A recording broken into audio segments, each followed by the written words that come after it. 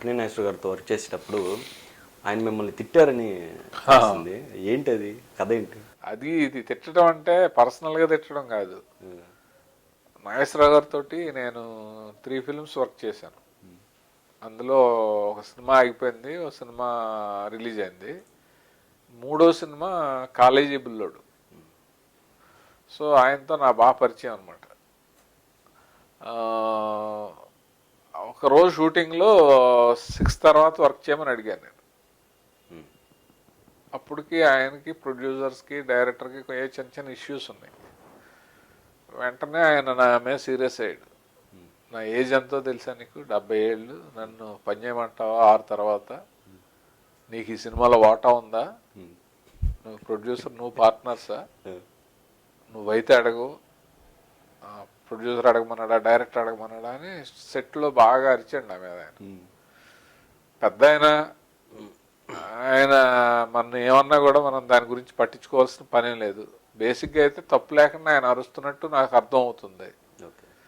So వద్దు sir, pack up చెప్పేద్దాం, రేపు చేసుకుందాం అని చెప్పి. నా ఉద్దేశం ఏంటంటే హాఫ్ అన్ అవర్ చేస్తే ఆ లొకేషన్కి ఆ రోజుల్లో 40,000 ఎంతో, మళ్ళీ మర్నాడు వెళ్ళక్కర్లొద్దు, ప్రొడ్యూసర్కి సేవ్ అవుద్దని.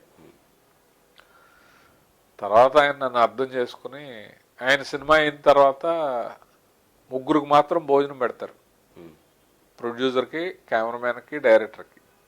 ఏ సినిమా పనిచేసినా ఆయన వాళ్ళ ఇంట్లో పర్సనల్గా వాళ్ళ దొడ్లో ములక్కాయలు, కూరగాయలు, సఫోలా ఆయిల్ తోటి మంచి నీట్గా భోజనం పెట్టడం అలవాటు. ద ఫస్ట్ టైం వాళ్ళతో పాటు కో డైరెక్టర్ నన్ను కూడా పిలిచాడు. వాళ్ళందరూ చాలా గర్వంగా ఫీల్ అయ్యేలాగా చెప్పారు, ఇంతవరకు ఎప్పుడు పిలవలేదు, మీరంటే ఇష్టమే, ఏదో పాయింట్లో ప్రొడ్యూసర్ వాళ్ళ మీద ఉన్న కోపం మీ మీద చూపించారు అని అన్నారు. తర్వాత ఆయన చాలాసార్లు కలిశాను, ఇంటికి వెళ్ళాను.